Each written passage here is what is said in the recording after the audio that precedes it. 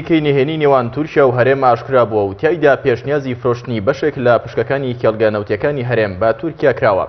لا بەرامبەرەوەشدا تورکیا قەرزێکی زیاتر لە 3 ملیار دۆلاری بە هەرێم بدات.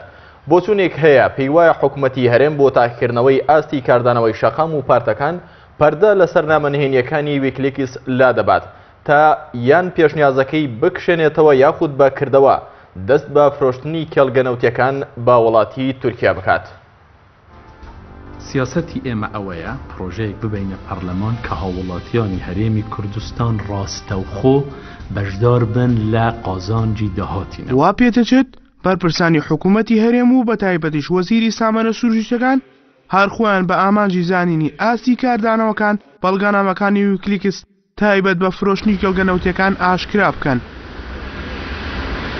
ماڵپەڕی ویکلیکس تایبەت بە نامە و بەڵگەنهێنیەکان لە سەرتاسەری جیهاندا نامەیەکی نوێی ئاشتی هەورامی وەزیری سامانە سروشتەکانی حکوومەتی هەرێمی کوردستان تایبەت بە کێڵگە نەوتیەکان و مامەڵە پێکردنی بەرامبەر بە قەرزە کۆنەکان و یان قەرزەکانی دیکە بڵاو کردوتەوە. لە بەشی یەکەمی نامەکە لە ماوەیەک پەر لە ئێستا بڵاو بوویەوە هەورامی پێشنیازی فرۆشتنی بەشێک لە پشکەکانی کێڵگە نەوتیەکانی هەرێمی کوردستان بۆ تورکیا کردبوو. ئەنەرژی سێکتۆرunda der Türkiye لە دواترین نامەشدا لە ڕۆژی 19 ئازاری ساڵی ڕابردوو نێردراوە ئاشتی هەورامی پێشنیازی پێدانی هەندێک لە پشکەکانی حکوومەتی هەرێمی کوردستان لە کێڵگە نەوتیەکان و گازیەکان بۆ تورکیا دەکات و لە بەرامبەردا تورکیا قەرزێک بە بڕی 3 ملیار و 740 میلیۆن دلار بە هەرێم بدات.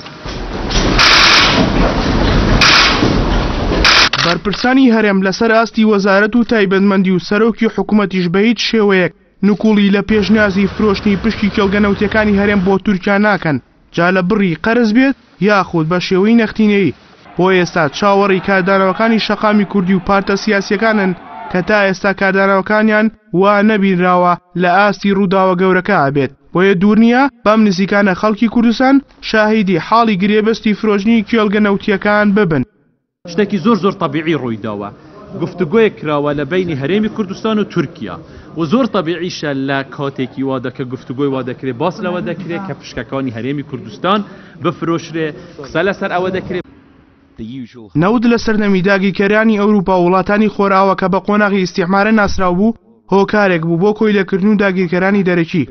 لە دوایەم قۆناغەوە بە وڵاتانی جیهانی سێ لە جێی داگیرکەری و کۆیلەکردنی ئەوسا ئێستا نەود بۆتە بارگرانیکردنی خەڵکی ئێستا و نەوەی داهاتوو سەرزەمینی ئەو وڵاتانی کە بە بیرەنەوت ناسراون.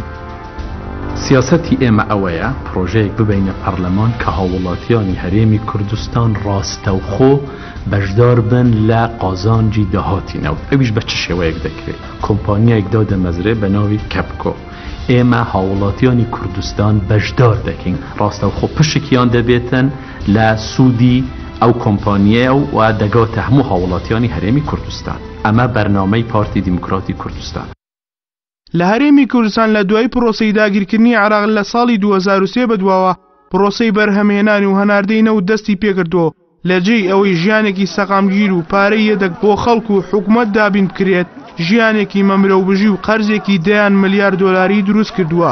ئێستاش کە بەبێ قسەکانی بەشێک لە بەرپرسانی باشووری کوردستان بەرەو سەربەخۆی و دروستکردنی دەوڵەت دەچێت کاتی فرۆشتنی کێڵگە نەوتیەکان بۆ ئەوەی یان قەرزی زیاتری پێ بکرێت یان قەرزە کۆنەکانی پێ بدرێتەوە.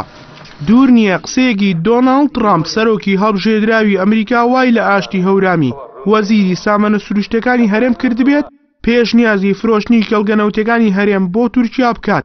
ئەو کاتە ترامپ لە بانگەشەی هەڵبژاردنەکاندا دەیگوت پێویستە بەهێز دەست بەسەر سەرجەم نەوتی ڕۆژهەڵاتی ناوڕاست و بە تایبەتیش عێراقدا بگرین.